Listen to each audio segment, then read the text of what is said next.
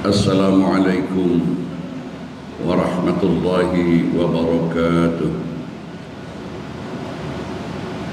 Bismillahirrahmanirrahim. Bismillahi tawakkaltu ala Allah wa la hawla wa la quwwata illa billahil aliyyil azim. Subhanallah walhamdulillah wa la ilaha illallah wallahu akbar wa la hawla wa la quwwata illa billahil azizil hakim. Sallallahu ala sayyidina Muhammad sallallahu alaihi wasallam wa ala alihi wa sahabatihi ajma'in. Rabbi shrah li sadri wa yassir li amri wahlul 'uqdatam min lisani yafqahu qawli. Rabbi habli hukman wa alhiqni bis salihin waj'al li lisana sidqin fil akhirin wa adkhilni min warathati jannatin na'im. Subhanaka la ilma lana illa ma 'allamtana innaka antal alimul hakim. Amma ba'd. Yang dirahmati Allah, saudara-saudari, tuan-tuan dan puan-puan, semoga hari ini apa saja yang telah kita lakukan, apa saja aktiviti kita sepanjang hari tadi hingga ke petang ini merupakan tambahan amal-amal kebajikan kita, dan kalaupun ada kesilapan ataupun kekurangan, semoga Allah Subhanahu wa taala memaafkan dan mengampuni kita. Dan alhamdulillah, mari sejenak sambil kita menanti datangnya waktu salat Fardhu Isya, kita sirami rohani kita dengan firman-firman Allah Subhanahu wa taala dan sabda-sabda Rasulullah sallallahu alaihi wasallam yang insyaallah dapat menuntun kita menuju kehidupan yang selamat, selamat di dunia, selamat di akhirat insyaallah. Begitu cepatnya masa berlalu, tak terasa kita sudah hampir menghabiskan tahun Masehi 2024. Saat ini kita berada di penghujung tahun. Itulah sebabnya ajaran agama Islam kita selalu mengingat-ingatkan agar kita memperhatikan masa, memperhatikan waktu. Jangan sampai kita menyia-nyiakan waktu yang diberikan oleh Allah Subhanahu wa taala. Coba kita renungkan, mungkin beberapa bulan yang lalu kita masih bersama dengan sahabat handai kita, masih duduk bersebelahan salat berjamaah atau saling bertegur sapa, tetapi mereka sudah dahulu dipanggil oleh Allah Subhanahu wa taala.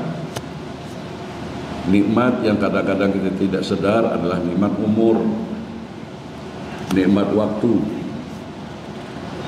Oleh sebab itu, waktu adalah salah satu nikmat yang agung yang diberikan oleh Allah Subhanahu wa taala kepada kita manusia. Maka sudah sepatutnya kita manusia memanfaatkan masa itu secara baik, efektif, semaksimal mungkin. Untuk apa? Untuk melakukan amal soleh. Sebab dengan amal soleh itulah yang akan menjadi bekal kita mempertanggungjawabkan lakonan-lakonan kita selama hidup di atas pentas sandiwara dunia ini. Cuma berkali-kali saya sampaikan, pemahaman tentang amal soleh itu bukan berjam-jam di atas hamparan sejadah. Amal soleh itu bukan saja berjam-jam di rumah ibadah dalam masjid, tetapi amal soleh itu hendaklah kita buktikan di dalam tindakan, di dalam action, perbuatan jasmani dan rohani kita. Sudah solehkah amalan tanganku? Sudah solehkah amal pandangan mataku? Sudah solehkah ucapan-ucapan lidahku? Sudah solehkah apa yang tergerak dalam hatiku dan pikiranku? Sudah solehkah telingaku kugunakan untuk mendengar apa-apa yang baik? Jadi amal soleh itu luas. Jadi sebab yang akan diminta pertanggungjawab adalah perbuatan kita. Itulah yang kita sebut dengan akhlak. Tuan-tuan dan puan sekalian, selain dari amal soleh, hendaklah kita dibekali dengan iman. Iman, maka bertebaran dalam Al-Quran, orang-orang yang bakal selamat ke dunia, selamat ke akhirat adalah innal ladzina amanu wa amilus shalihat. Orang-orang yang beriman lalu dengan keimanannya dibuktikan dengan perbuatan-perbuatan yang baik, amal soleh. Allah Subhanahu wa ta'ala telah bersumpah dengan menyebut masa dalam firman-Nya yang kita hafal semua ini. Hafal semua. Kalau sampai tak hafal memang tak tahulah. Dari kecil lagi kita sudah mendengar, sudah diajarkan surat ini. Surat Al-Asr. A'udzu billahi minasyaitonir rajim. Bismillahirrahmanirrahim. Wal 'asr. Demi masa. Innal insana lafi khusr. Di sini Allah bersumpah, innal insan, sesungguhnya manusia itu hidup dalam kerugian, rugi. Agar tidak rugi macam mana? Illalladzina amanu wa 'amilus shalihat. Ini dia. Kecuali orang-orang yang beriman dan melakukan amal-amal soleh. Sekali lagi, amal soleh itu bukan setakat dalam rumah ibadah, bukan komat kami di bibir, bukan berjam-jam di rumah di hamparan sejadah, tapi selepas kita keluar dari masjid, selepas sejadah kita lipat, apapun profesi kita, Allah nak minta bukti kamu berbuat hal-hal yang baik atau tidak. Itu amal soleh. Sampai kita sepanjang hari, maaf, misalnya kita mencari nafkah yang halal untuk menghidupkan ahli keluarga kita, berpanas terik matahari, penat, letih, lelah, itu amal soleh yang paling mulia. Jangan sampai dengan alasan amal soleh kita menjadi umat yang pemalas, umat yang hanya berandai-andai jikalau, andai kata, ya, menghayal. Sebab saudara-saudaraku sekalian, dalam riwayat ketika baginda Rasulullah SAW bersalaman, berjabat tangan dengan orang yang tangannya kasar, baginda Rasulullah sangat mengagungkan.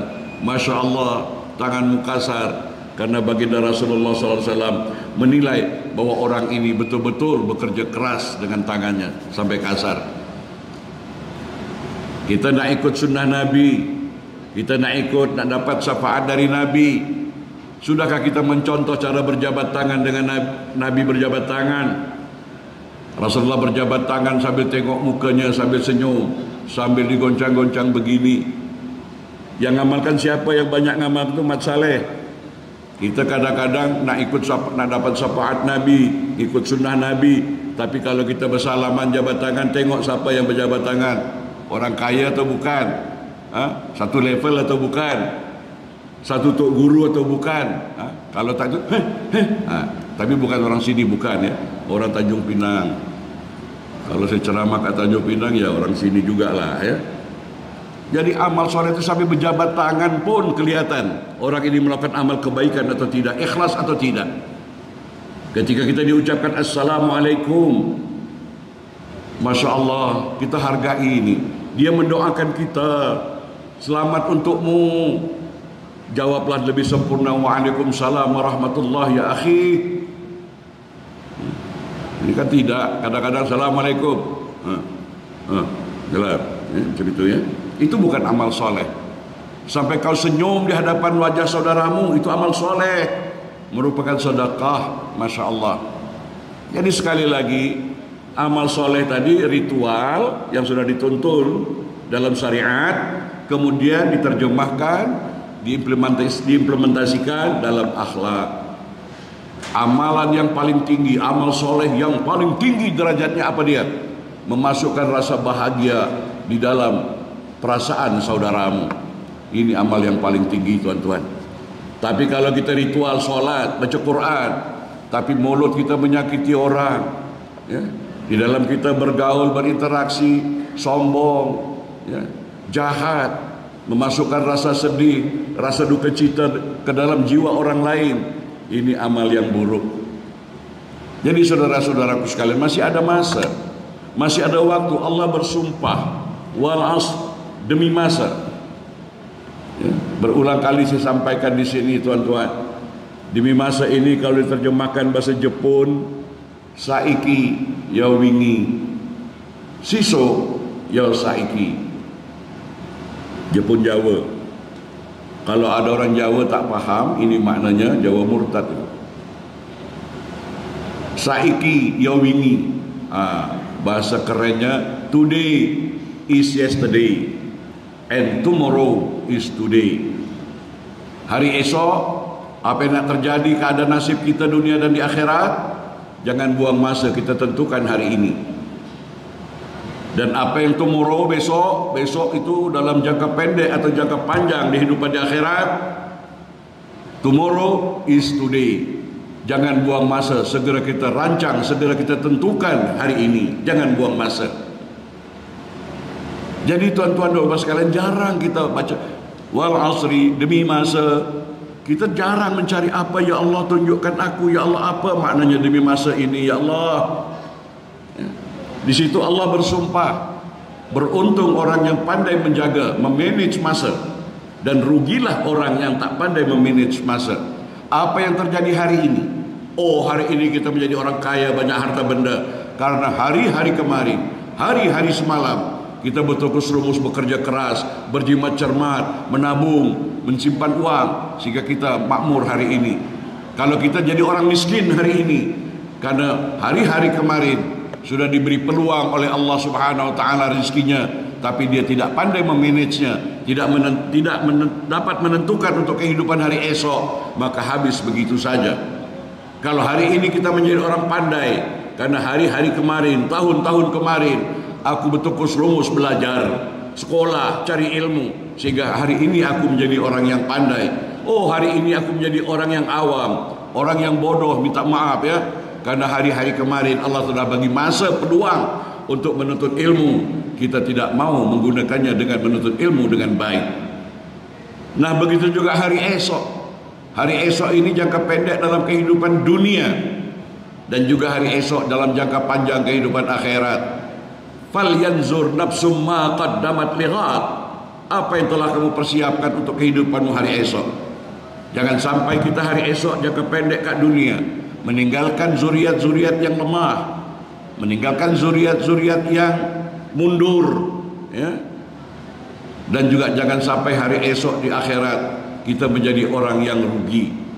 Saudara-saudaraku sekalian, demi masa, sesungguhnya manusia itu benar-benar dalam kerugian.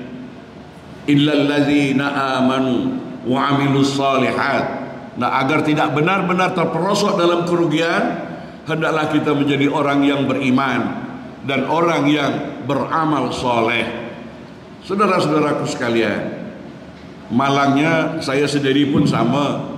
Dari kecil dulu begitu kita belajar, oh amal soleh itu ya, sembahyang 5 waktu, puasa Ramadan.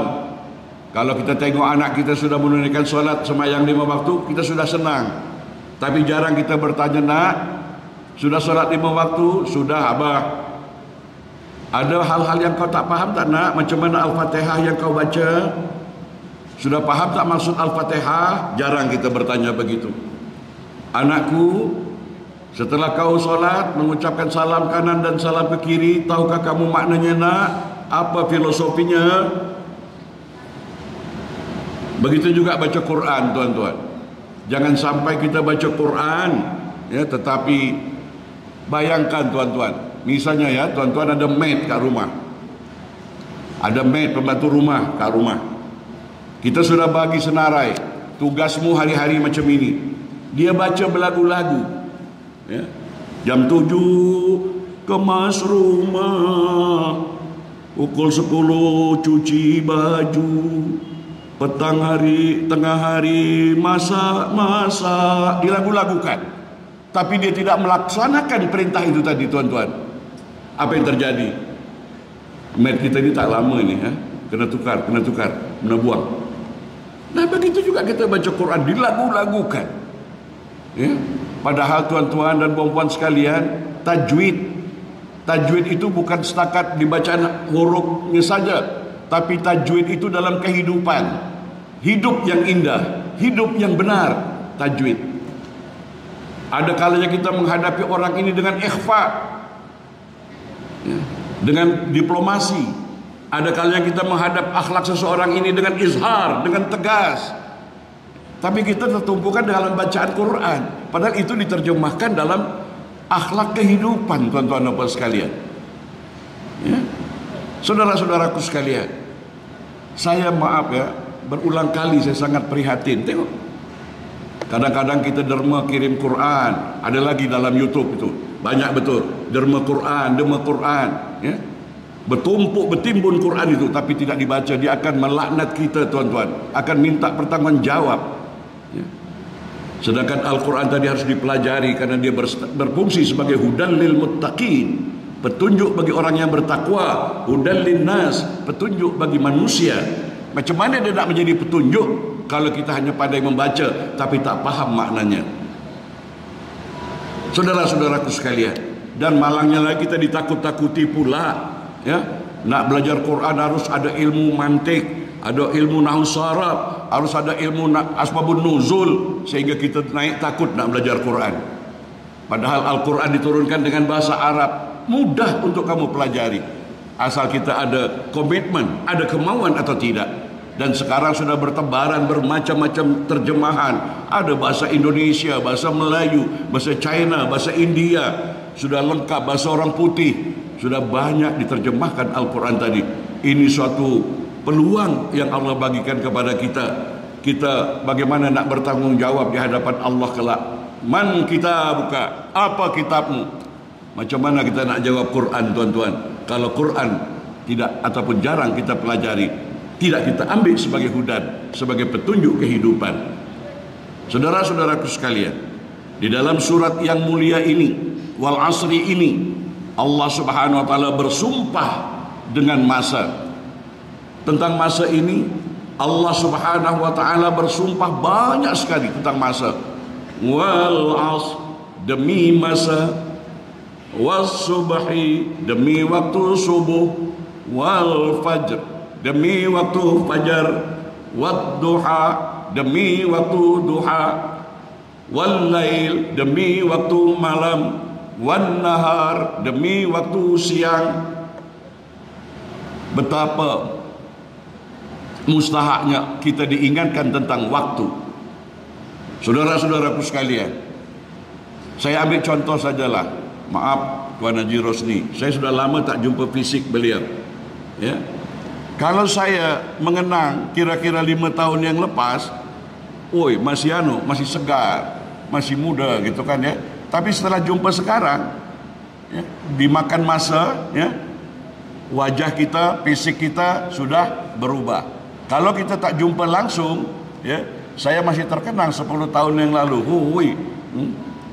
Bukan main anunya kan. Nah, tapi sekarang fisik kita semakin melemah, Jalan pun kita semakin, kalau dulu boleh berlari, sekarang sikit-sikit lengah-lenguh, dimakan masa. Maka selama Allah beri kehidupan itu, kalau kita tidak sadari dengan masa tadi, maka kita akan rugi. Rugi ini, nah jarang kita bertanya, rugi yang macam mana ya Allah? Wal asri innal insana lafi khusrin itu rugi. Rugi ini tuan-tuan, puan-puan, orang yang berbuat sesuatu, orang yang melakukan perniagaan, orang yang melakukan sesuatu usaha, tak dapat hasil apa-apa, ini rugi namanya. Tapi kalau kita misalnya tidak berbuat apa-apa sama dagang, berniaga tidak, bekerja tidak, berusaha tidak akan timbul rugi. Yang rugi ini sudah berbuat tetapi zero, tak dapatkan hasil, rugi. Maka dalam Al-Quran lagi diterangkan, banyak orang ahli neraka menyesal, menjerit-jerit dalam neraka, ya Allah, kembalikan lagi kami ke dunia. Kalau kamu memberikan aku kehidupan lagi ke dunia, aku akan melakukan amal soleh yang berbeza dengan yang aku lakukan kemarin, umur kemarin. Berarti tuan-tuan, mari kita open-minded. Orang yang bersyukur itu yang selalu terbuka. Orang kafir itu cover, orang yang tertutup, dia tidak menerima. Apalagi kalau berbeza dengan pahaman yang berpuluh tahun, dia tertutup. Ini kafir, maaf. Jadi saya menerjemahkan kafir tadi bukan orang yang berbeza agama. Kita sendiri tidak bersyukur, kufur. Nah, orang bersyukur dia terbuka, open-minded. Dia siap melakukan reform apabila dapat informasi yang logik, apabila dia mendapatkan informasi yang ada hujah. Dia tidak degil, oh tak, ini tok guru saya sudah mengajar begini, saya tak mau dengar lagi. Akhirnya kita macam katak dalam tempurung. Jadi orang kafir itu yang cover, tertutup menerima kebenaran. Orang syukur itu open, terbuka dia.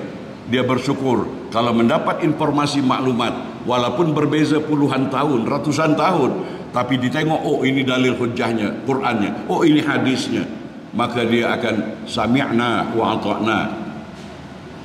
Saudara-saudaraku sekalian, di dalam surat yang mulia ini Allah Subhanahu wa taala telah bersumpah demi masa. Banyak ya, sumpah demi yang saya ucapkan tadi, demi masa, demi walail, demi waktu malam, nahar, demi waktu siang, ya. Terdapat di dalamnya keajaiban-keajaiban.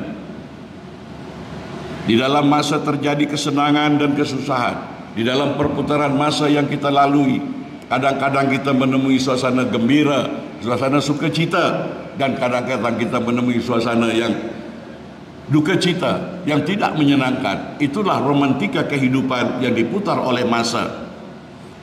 Di dalam masa terjadi kesenangan dan kesusahan, terkadang kita mengalami masa sehat, dan terkadang kita mengalami masa sakit.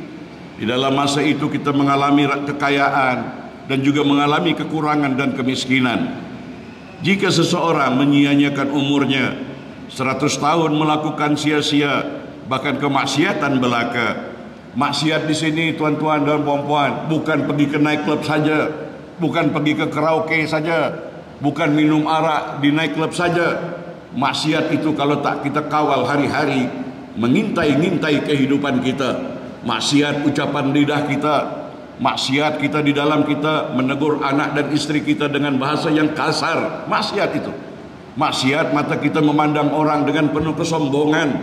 Maksiat hati kita niat jahat sama orang, hasad dengki sama orang. Itu maksiat. Jadi jangan maksiat ini kita tujukan kepada persoalan seksual saja, tetapi banyak sekali kadang-kadang maksiat. Kalau kita misalnya, saya dapat jawatan tinggi, saya boleh dapat keuntungan berjuta dolar untuk sains, saya corruption, maksiat tangan dari saya dan ilmu saya. Jadi maksiat di sini luas tuan-tuan.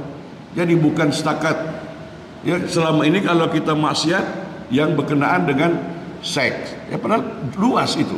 Ya, hati-hati kita jaga lidah kita, jaga pikiran kita, jaga mata kita, jaga telinga kita, jaga penciuman hidung kita, jaga langkah kaki kita, jaga power yang Allah berikan.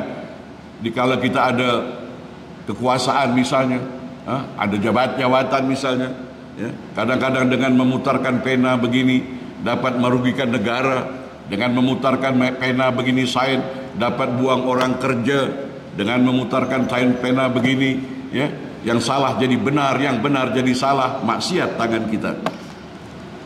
Saudara-saudaraku sekalian, jangan sampai kita menyia-nyiakan umur kita, ya. Jangan sampai kita dalam umur yang diberikan oleh Allah. Baginda Rasulullah sallallahu alaihi wasallam berpesan dalam sabdanya, sebaik-baik manusia yang diberi umur panjang namun elok akhlak perilakunya, dan seburuk-buruk manusia diberi umur yang panjang, dikasih can untuk bertaubat, tapi dia tidak sadar, dia terus berbuat maksiat. Sekali lagi, maksiat itu jangan jauh-jauh. Kita cek maksiat yang ada di dalam anggota tubuh jasmani kita, zahir dan batin kita. Kita mohon kepada Allah Ta'ala, jangan kehidupan yang lagi bernapas ini kita gunakan untuk maksiat, berbuat dosa. Dan ingat, dosa kita kepada Allah Subhanahu Wa Ta'ala, berulang kali saya sampaikan, dosa kita kepada Allah Subhanahu Wa Ta'ala, kita tinggal sembahyang, tinggal puasa, tak keluar zakat, ada uang tak pergi haji, ya. Kemudian kita bertaubat, menyesal.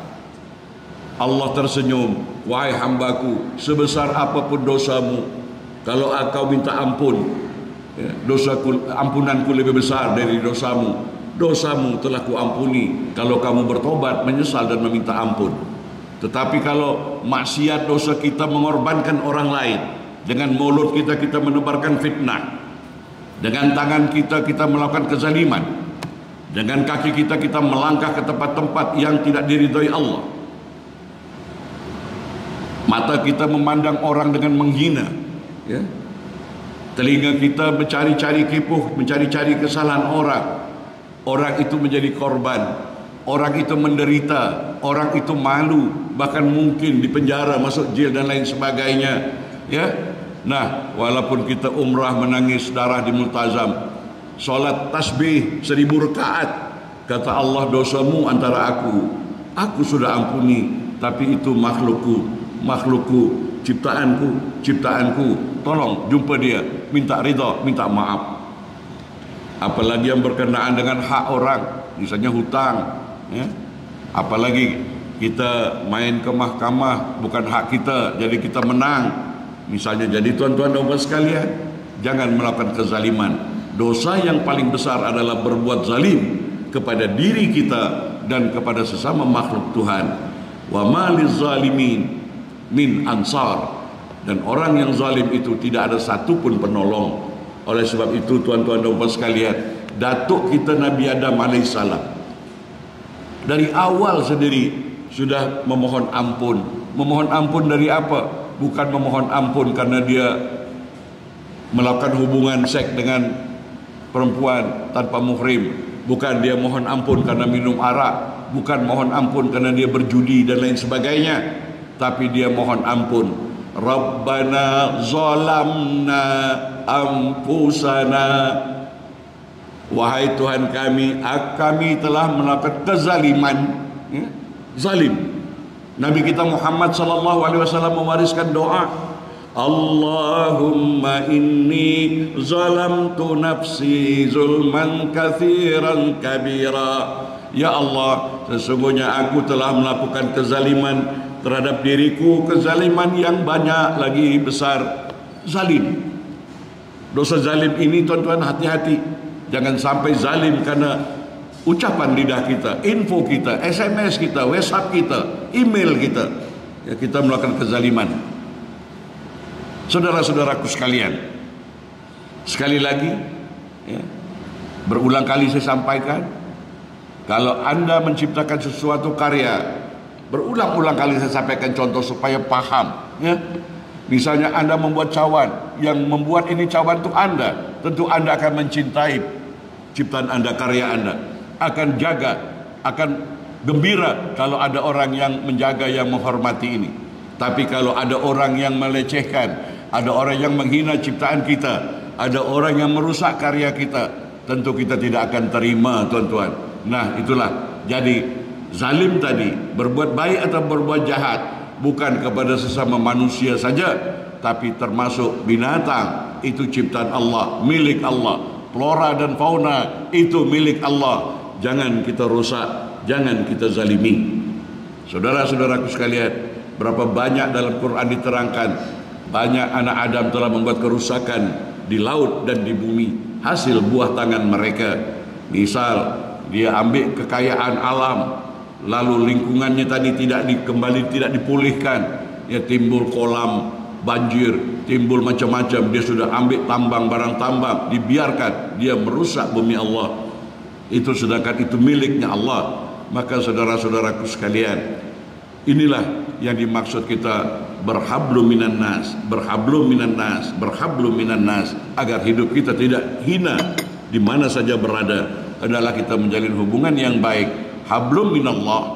Macam mana kita menjalin hubungan dengan Allah? Mari kita hormati. Cara kita, syariat kita Islam begini, cara yang non muslim begitu. Sudah kita hormati.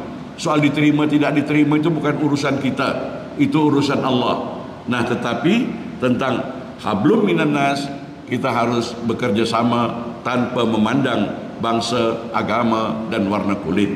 Saya ambil contoh, tuan-tuan. Bayangkan kalau kita ini degil, kita ini ego, ya, traffic light merah, kuning, hijau. Itu produk bukan dari kita, produk orang lain. Bayangkan kalau kita egois, ini kan bukan produk kita. Begitu lampu kuning, lampu merah, lewat saja kan, insya Allah cepat. Cepat apa jurus ini? Cepat game accident, ya. Jadi kita jangan tengok siapa yang memproduk, siapa yang membuat. Kan ini membawa kemaslahatan bersama, ya, maka kita harus patuh. Tapi kita ini kadang-kadang patuh kita bukan karena iman, karena takut kena samaan. Betul, ya? Man juga ujungnya kan. Nah, jadi tuan-tuan dan puan sekalian, ya, karena ada saya ambil contoh, wah di sini bawa kereta hebat, betul, bagus, betul. Begitu keluar tambak imigrasi masuk Johor, dia lepas geram, pecut. Wah, RM300, no problem, kata dia sombong. Nah, jadi tuan-tuan dan puan sekalian, di sini keimanan yang tidak ikhlas, ya, kepatuhan yang tidak ikhlas. Oleh sebab itu ada, ini saya ambil contoh di jalan raya lah ya, yang senang. Ada kamera, tak ada kamera, memang itu sudah peraturannya, ya, maksimum 90 km per jam. Ada orang, tak ada orang, ada polis trafik, tak ada polis trafik. Ini sudah aturan yang disepakati karena Allah melihat.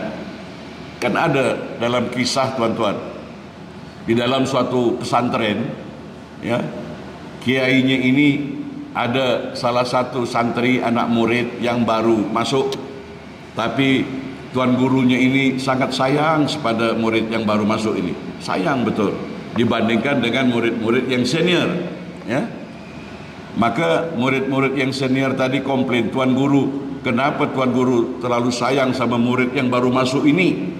Kami yang sudah bertahun-tahun berkhidmat dengan tuan guru, kok macam kami dikesampingkan. Jadi tuan guru tadi memberi pelajaran dengan contoh. Baik, apa sebab aku sayang sama murid yang baru masuk ini? Sekarang 3 orang murid lama, 1 orang murid baru, 4 orang. Dikasih 1 ekor kambing, 4 ekor. Nah, tolong sembelih kambing ini.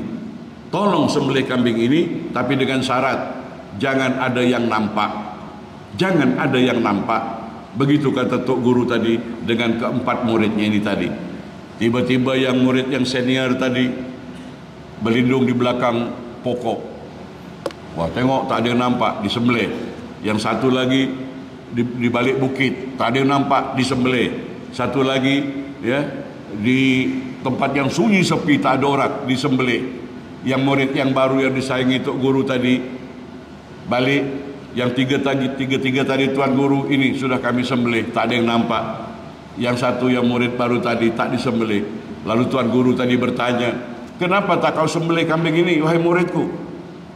Maka si murid yang disayangi oleh tuan guru tadi bercakap, aku diperintahkan oleh tuan guru untuk menyembelih, tapi jangan ada yang nampak. Aku sembunyi kat balik pokok, ada Allah Maha melihat. Aku sembunyi di balik bukit, ada Allah yang maha melihat. Aku bawa ke hutan yang sunyi sepi, ada Allah yang maha melihat. Maka aku tak dapat menyembelih ini, karena di mana-mana Allah melihat. Nah, beda dengan yang tiga tadi, tuan-tuan. Dia hanya mengkaji syariat, tapi dia tidak menghaji hakikat. Oleh sebab itu, tuan-tuan, inilah puncanya murid-muridku. Aku sayang sama murid yang baru ini. Paham maksud saya? Kalau tak paham, tuan-tuan, kita merasa ada Allah ketika kita dalam masjid, ketika kita atas sejadah. Tapi kalau kita sudah di pasar berniaga, ketika kita sudah bekerja, ketika kita sudah berinteraksi di tengah masyarakat, seakan-akan Allah sudah tidak ada. Jadikan Allah tadi setiap denyut napas kita hadir, tuan-tuan. Hadir.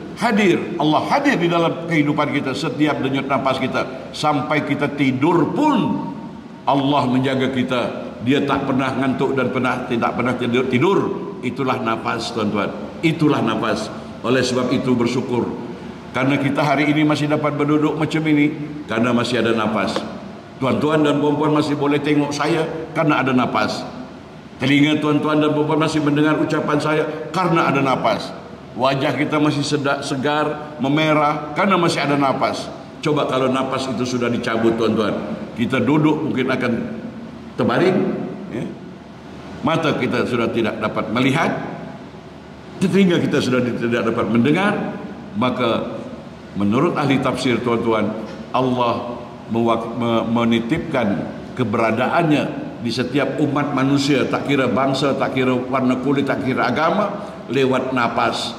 Maka kalau napas itu balik pagi hari, kita masih hidup.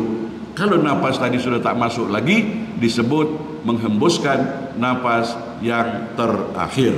Nah, oleh sebab itu, saudara-saudaraku sekalian, Nabi kita Muhammad SAW telah mengingatkan pentingnya manfaatkan waktu, sebagaimana disebut dalam hadis berikut ini dari Ibnu Abbas radhiyallahu anhu. Dia berkata, Nabi SAW pernah berlibur, berehat. Dua kenikmatan kebanyakan manusia tertipu pada keduanya, yaitu nikmat sehat dan nikmat luangnya waktu. Oleh sebab itu, tuan-tuan, kita sekarang sehat ini. Yang manis masih terasa manis, yang pahit terasa pahit, yang gurih terasa lemak, yang nikmat terasa nikmat. Itu nikmat kesehatan, sehat. Jarang kita sadar. Banyak kan kita, ada beberapa di antara kita maaf, nikmat sudah dicabut. Tak boleh makan manis-manis lagi, bermakna nikmat gula sudah dicabut oleh Allah. Tak boleh makan terlalu asin lagi, bernikmat garam sudah dicabut oleh Allah. Tak boleh makan daging lagi, berarti nikmat daging tadi sudah dicabut oleh Allah Subhanahu wa taala. Nah, selagi kita sehat ini, nikmat sehat ini terkadang kita tidak sedar, tuan-tuan. Ada lagi satu yang nikmat Allah yang maha besar, yang kadang-kadang kita tidak sedar, tuan-tuan. Setelah kita mengunyah makanan, kunyah, lalu ada air dari tekak kita ini, itu menjadi penawar kemungkinan makanan yang kita makan tadi mengandung racun, mengandung hal-hal yang berbahaya. Allah Rahman dan Rahim, lewat lembutnya yang kita kunyah bercampur dengan air ludah yang di atas tekak tadi, masuk ke dalam perut, tuan-tuan, menjadi penawar racun, tidak menjadi penyakit, tidak menjadi. Di sini kita tidak sadari. Maka kalau kamu ingin mengenal Allah, kenalilah dirimu. Artinya kita hayati perkembangan hidup kita ini. Seperti yang saya katakan, kalau masih ingat atau yang baru dengar, petang tadi kita makan misalnya goreng pisang, atau kita makan apalah ya petang tadi. Kemudian mungkin malam nanti kita sambung makan apa. Kemudian nanti kita tidur. Allah sayang dengan kita. Ya, dia terus bekerja lewat napas. La ta'khuzuhu sinatu wala naum. Maka makanan yang kita makan petang ini dihadam lewat usus. Kemudian jadilah darah. Allah mensuplai darah tadi. Darah ini untuk jantung, darah ini untuk paru-paru, darah ini untuk ginjal, buah pinggang. Subhanallah. Sementara kita mendengkur tidur nyenyak, Allah bekerja demi rahman dan rahimnya kepada kita. Allah tidak minta dibayar. Allah tidak minta diucapan terima kasih, tapi Allah Subhanahu wa taala minta disyukuri. Disyukuri kata saya tadi, kita harus terbuka, kita harus open minded, kita harus menyadari bahwa ini semua nikmat Allah Subhanahu wa taala. Sampai makanan yang dihadam malam ini nanti, Allah sayang dengan kita. Ini tak elok lama-lama di dalam perut, maka besok pagi dia keluar menjadi najis. Subhanallah. Ini kadang-kadang kita tidak sadar, tuan-tuan. Kalau bayangkan najis tadi, kita tak buang air besar 3 hari saja, ya, badan kita sudah tak selesa, gejala penyakit sudah mulai datang. Tapi sayangnya Allah, kadang-kadang kita lupa, ya. Makanya tuan-tuan, cara kita bersyukur, ya, kalau kita nak buang air besar pun Islam kita mengajarkan, ya, kalau boleh usahakan, ya, kita jangan menghadap kiblat ataupun membelakangi kiblat ketika kita posisi duduk buang air besar, ya. Kemudian usahakan, pastikan dulu sudah okey duduk, barulah buka aurat kita. Ini tandanya kita hidup berkesadaran, karena Allah hadir mengawasi kita, melihat kita.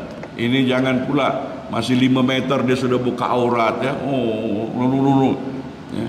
Jadi oleh sebab itu, tuan-tuan dan puan sekalian, inilah maksud kita beribadah, ritual ini, supaya timbul hidup berkesadaran dan cerdas akal menjadi cerdas. Sebab afala ta'qilun, afala yatafakkarun, afala tatazakkarun, ya. Kita diminta oleh Allah Subhanahu wa taala memaksimalkan akal yang diberikan oleh Allah, tapi jangan diakal-akali. Banyak kita ini ngakal-ngakali Tuhan. Konon-konon dia tak mau berakal, tapi dia dalam prakteknya dia ngakal-ngakali Tuhan. Apa dia? Dia baca qul huwallahu ahad 3 kali. Konon sudah khatam Quran. Sudah. Macam mana qul hu 3 kali? Nah, ini ngakali Tuhan ini. Maksudnya qul huwallahu ahad Allahu samad lam yalid wa lam yulad wa lam yakul lahu kufuwan ahad, itu isinya kalau diuraikan, digali, dikaji, itu sama dengan sepertiga Al-Quran, ya. Ada lagi orang ngakal di Tuhan ketika nak keluar zakat. Sibuk, ini harta bergerak, ini harta berutang, ini harta masih begini, masih begitu. Dia sudah berkira-kira dengan Tuhan, takut terlebih atau kebanyakan mengeluarkan zakat. Oleh sebab itu, tuan-tuan, mari kita gunakan akal kita, agar akal kita penuh kesadaran, hati kita, kalbu kita penuh kesadaran, akal kita penuh kecerdasan. Sedikit lagi, tuan-tuan, hadis yang mulia ini menutupi bahwa waktu luang adalah nikmat yang besar dari Allah Ta'ala. Tetapi banyak manusia yang tertipu dan mendapatkan kerugian terhadap nikmat ini. Di antara bentuk-bentuk kerugian itu ialah, yang pertama, seseorang tidak mengisi masa luangnya dengan bentuk yang paling sempurna, seperti menyibukkan waktu luangnya dengan amalan yang kurang utama, padahal ia boleh mengisinya dengan amalan yang lebih utama. Nah, di sini kita perlu berilmu, tuan-tuan. Mari kita harus pandai mana amal yang utama, mana amalan yang tidak utama, ya. Dikala kita ada masa luang. Yang kedua, dia tidak mengisi masa luangnya dengan amalan-amalan yang utama yang memiliki manfaat bagi agama atau dunianya, namun kesibukannya adalah dengan perkara-perkara mubah yang tidak berpahala. Waktu habis terbuang. Dia mengisi dengan perkara-perkara yang haram. Ini adalah orang yang paling tertipu dan rugi, karena ia menyia-nyiakan kesempatan manfaatkan waktu dengan perkara yang bermanfaat. Tidak hanya itu, bahkan ia menyibukkan waktunya dengan perkara-perkara yang akan menggiringnya ke azab Allah di dunia dan di akhirat. Jadi insya-Allah kita uraikan lagi di Sabtu hadapan. Cuman saya terjemahkan dengan bahasa yang bebas agar kita tidak rugi, ya. Wahai kawan, wahai sahabat, Nabi kita bersabda, jaga lima sebelum datang yang 5. Yang pertama, jaga sehat sebelum sakit, sebelum kubur menghimpit. Yang kedua, jaga kaya sebelum miskin, agar hidup kita terjamin. Yang ketiga, jaga muda sebelum tua agar hidup kita tidak sia-sia. Yang keempat, apalagi jaga hidup sebelum mati agar tidak menyesal diri. Rujuk kembali pesan baginda Rasulullah SAW agar waktu kita tidak tersia-sia. Jagalah 5, jaga kaya sebelum miskin, tuan-tuan. Saat ini kalau boleh berzakat, berzakatlah. Kalau boleh bersedekah, bersedekah jariahlah. Sebelum tangan kita stroke, ya, nak buka wallet pun sudah tak dapat lagi. Nak masukkan dalam tabung masjid sudah tak boleh lagi.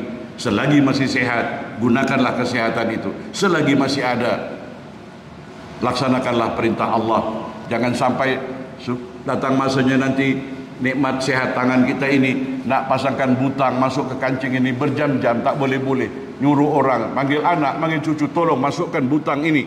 Sebelum datangnya itu, tuan-tuan, gunakan jasad jasmani kita ini dengan mengumpulkan amal soleh yang sebanyak-banyaknya. Mudah-mudahan ada manfaatnya dan berkah untuk kita semua. Doa saya, semoga saya dan keluarga, tuan-tuan dan puan-puan bersama keluarga dalam keadaan sehat walafiat, rumah tangga kita tentram, aman dan damai, negeri kita tentram, aman dan damai, masyarakat kita hidup berbilang kaum dengan penuh harmoni, saling tolong menolong, harga menghargai, demi rahmatan lil alamin, ajaran Islam kita. Aqulu qauli hadza fastaghfirullahalazim li wa lakum wa billahi taufiq wal hidayah. Wassalamualaikum warahmatullahi wabarakatuh.